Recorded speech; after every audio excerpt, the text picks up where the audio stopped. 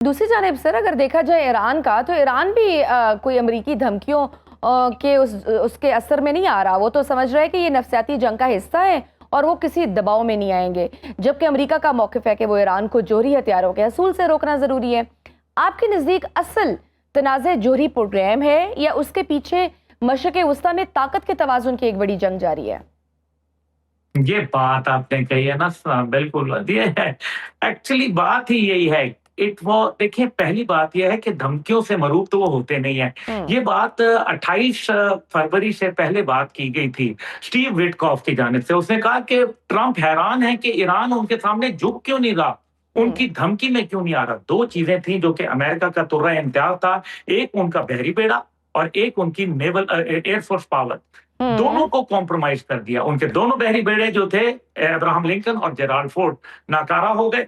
और जो उनकी F-35 की टेक्नोलॉजी थी वो कॉम्प्रोमाइज हो गई। उनके दीगर जहाज A-10 थंडरबोल्ट, उनके हम्म। F-15, उनके ब्लैक हॉक सब कॉम्प्रोमाइज हो गए। KC-135 दीगर। अब इसके बाद उनके पास क्या ऑप्शन थी? उन्होंने मिसाइल के ऊपर जोर दे दिया। मिसाइल जब जोर दिया, जब जंग के अंदर तेजी आई तो मिसाइल का ज्यादा इस्तेमाल हुआ। हम्म। मिसाइल पता चले कि मिसाइल तो पीछे खत्म हो गए। जब खत्म हो गए तो अब उनको समझ आया कि एयरफोर्स को इस्तेमाल नहीं कर सकते, नेवी जा नहीं सकती, तो अब क्या करें? अब फिर यही करें कि कोई सुलह का हाथ बढ़ाएं या कोई हम्म। बहाना बना लें, क्योंकि ये चाह रहे थे कि जी हम दूसरी जंग अजीम। ये कहने की बातें हैं। पाकिस्तान ने उस टाइम पे भी ये जज कर लिया था कि ये इन तिलों में तेल नहीं है जो तहजीब से मिटाने वाली बातें कर रहे हैं। इसलिए पाकिस्तान ने उनको एक, जिसको कहते हैं ना, एक उनको एग्जिट एक दिया था, सेफ रास्ता एग्जिट। देने की कोशिश की। हम्म। अब जो इसके अंदर जो आपकी बात है वो बड़ी इंपॉर्टेंट है। वो ये चाहते हैं कि चाइना का असर रसूख इस पूरे रीजन के अंदर बढ़ रहा था और हम्म। चाइना के साथ मुख्तलिफ इन्वेस्टमेंट्स हो रही थी, रूस की इन्वेस्टमेंट्स हो रही थी। वो नहीं चाहते कि मशरिक वस्ता उनके हाथ से निकल जाए। और ये उसकी जो सबसे बड़ी ट्राई का मिसाल बन रहा ये था है ना सर, कि ये ईरान और जी, चाइना और रशिया का, तो वो भी तो खटक रहा था। जी बिल्कुल। हम्म।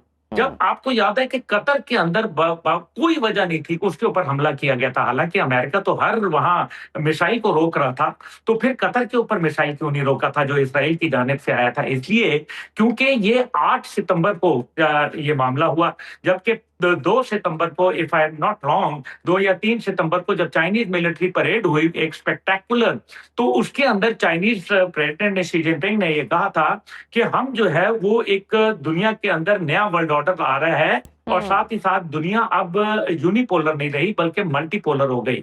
इसके हम्म। ऊपर डोनाल्ड ट्रंप ने एक ज़ाहिर प्लान किया और उन्होंने इसराइल को कहा कि तुम का हमला करो।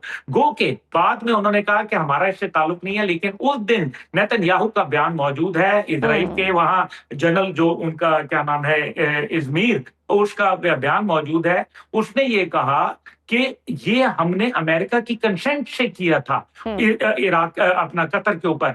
और क्यों किया था? इसलिए ताकि वो ये बता सके मशरिक वस्ता अभी भी मेरे ताबे है और मैं इसको कंट्रोल करता हूं, यहाँ चाइना की कोई जरूरत नहीं है। लेकिन फिर वक्त तब्दील होता रहा और फिर जी। वही डोनाल्ड ट्रंप चाइना के दौरे पे जाके ये कहने पे मजबूर हो गए कि China is a super power. बिल्कुल सही। लेकिन सर फिर भी अभी हम जिस तरह से देख रहे हैं, जो हार्ड लाइनर हमें नज़र आ रहा है ईरान की जानिब से, अभी पासदारान इनकलाब ने इस्माइल हनिया और आयतुल्ला खामनाई के कत्ल का बदतरीन इंतकाम लेने का अज़्म दोबारा दोहराया है। क्या आपको लगता है कि ईरान इस वक्त अपने इत्तेहादियों महवर मज़ाहमत के साथ मिलकर इसराइल और उसके मफादात पर कोई बड़ा जवाबी वॉर करने की पोजीशन में है, या तेहरान फिलहाल अपनी हिकमत अमली में मोहतात रवैया अपनाए हुए है? क्योंकि अभी हम देख रहे हैं हाल ही में ईरान ने इसराइल के लिए जासूसी के इल्ज़ाम में 2 ईरानी शहरियों को सजाए मौत भी दी है, जो इस बात का सबूत है कि तेहरान अंदरूनी सतह पर कितनी सख्त मौक़िफ़ रखता है। क्या आप समझते हैं कि अंदरूनी तौर पर ईरान का निज़ाम किसी बड़ी बैरूनी जाहरियत या अंदरूनी खलफशार का मुकाबला करने के लिए मुकम्मल तौर पर मुस्तहकम है? अंदरूनी तौर पे तो आई थिंक कि आयतुल्लाह खामेनाई की शहादत की वजह से हम्म। एक बहुत बड़ी तब्दीली आई। वो ईरानी कौम जो शायद बिखर गई थी कहीं, वो हाँ, वो दोबारा जुड़ गई। यूनाइट हो गई। ये तो हमने हम्म। देख लिया। हम्म। उसके बाद जो बैरूनी है, अभी आप देखें, ये क्या सिर्फ इसराइल और अमेरिका ने हमला किया था? नहीं, ये हम्म। वो कई ममालिक जहां अमेरिका के बेसिस हैं, अगर हम उनको इस अंदाज में देखें कि हमला तो अमेरिका ही किया है, लेकिन हम्म। मल्टीपल साइड से, यानी कि कई ममालिक बैक वक्त ईरान पर हमला आवर थे। लेकिन उसका जवाब क्या मिला? 13 बेसेस थे अमेरिका के जहां से हमले हो रहे थे, तो 13 जगह से अतराफ से 14 अतराफ से उन पर हमले हो रहे थे। लेकिन फिर उन्होंने जवाब क्या दिया? उन्होंने जवाब जो दिया वो तो पूरी तारीख के अंदर एक नजर आ रहा है। हाँ, ये मैं जरूर कहूंगा कि मेनलैंड अमेरिका को ईरान से ना फिलहाल कोई खतरा है, ना मादी में था। मुस्तकबिल का मैं नहीं बयान कर सकता, लेकिन ईरान ने जो बदला लेने की बात की, एक वजह और भी थी डोनाल्ड ट्रंप को इस अपने फैसले को मौखर करने की, जो कि सिर्फ वो दिखावे का फैसला करना चाह रहे थे। वो चाहते थे कट एंड रन पॉलिसी अपनाना, यानी कि वो हमला कर देते, एक बड़ा हमला कर देते और उसके बाद जो है वो हमला करने के बाद कहते हैं हमने अपने टारगेट अचीव कर लिए और हम जा रहे हैं, जैसे उन्होंने वियतनाम में किया, जैसे उन्होंने लाओस में किया, जैसे उन्होंने अफगानिस्तान में किया। तो यहाँ वो यही करना चाहते थे, लेकिन यहाँ दाल इसलिए नहीं गली क्योंकि एक तो अरब दुनिया के ऊपर हमले का उन्होंने जवाब दे दिया, दूसरा उन्होंने कहा कि हम इजराइल को नहीं छोड़ेंगे और इजराइल में हो रहे हैं इलेक्शन, और इलेक्शन से पहले अगर अक्टूबर के अंदर 23 अक्टूबर को जो इलेक्शन मुतवक्का है, 23 या 27 अक्टूबर को गालिबन, तो मुझे फिर ये बताएं कि इजराइल तो पहले ही जो है वो बां बां कर रहा है, उसकी तो जो है वो चीखें आसमान पे बुलंद हो रही हैं। इस वजह से इजराइल के ऊपर एक हमला और ये अमेरिका को वारा नहीं खा रहा था किसी सूरत, इसलिए सूरत हाल यकसर तब्दील हो गई और अब जो है वो अमेरिका उनके साथ बात करेगा, उनकी टर्म्स पे करेगा और खामोशी से करेगा, क्योंकि अगर वो नहीं करेगा तो मशरिक वस्ता के जो ममालिक अभी भी उसके साथ फिर भी अच्छे टर्म्स रखना चाहते हैं, I think that will come to a halt और ये उनके लिए काउंटर ऑब्वियसली उनके लिए भी मुश्किलात बढ़ जाएंगी। अच्छा, आज़ाद कश्मीर की भी सर बात कर लेते हैं। हालिया सूरत हाल को लेकर भारत की जानिब से मुसलसल ये तासुर देने की कोशिश की जा रही है कि वहाँ अवाम मुश्किलात का शिकार है और पाकिस्तान के खिलाफ एक बयानिया बनाने की कोशिश की जा रही है। आपके ख्याल में भारत का ये बयानिया दरअसल किस मकसद के तहत आगे बढ़ाया जा रहा है, और क्या ये एक मुनज़्ज़म प्रोपेगेंडा मुहिम है ताकि मकबूजा कश्मीर में अपने इक़दामात से आलमी तवज्जो हटाई जा सके?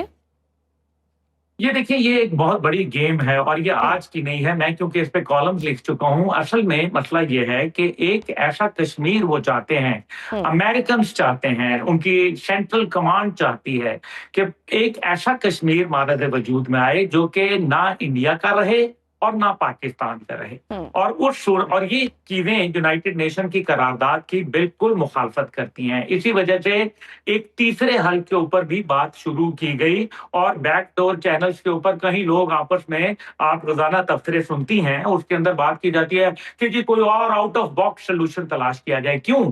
ताकि जैसे ही हम आउट ऑफ बॉक्स जाएंगे, हम कहेंगे कि जनाब इंडिया ने तो अपना देखो 370 और 35 से खत्म करके उसका स्पेशल स्टेटस खत्म कर दिया, तो पाकिस्तान को भी जो है वो अब अपना कोई ऐसा सिलसिला बना लेना चाहिए। इधर हम उधर तुम वाली बातें भी होना शुरू हुई। मादी के अंदर भी हमने देखा गया, आपको याद है कि उस वक्त पीटीआई के जो सरबराह थे वो ये बात करते थे कि 3 हिस्से होने चाहिए। ये 3 हिस्सों से क्या मुराद थी उनकी और ये क्यों कहा गया? बहरहाल मैं उसके ऊपर आपको गुजारिश ये करूं कि ये सारी की सारी चीजें ये इसलिए हो रही हैं क्योंकि अमेरिका ये चाहता है कि एक ऐसी आजाद रियासत सामने आए जिसको प्रोटेक्शन के लिए यूनाइटेड नेशंस यानी कि यूनाइटेड स्टेट्स की जरूरत पड़ जाए। बिल्कुल सही।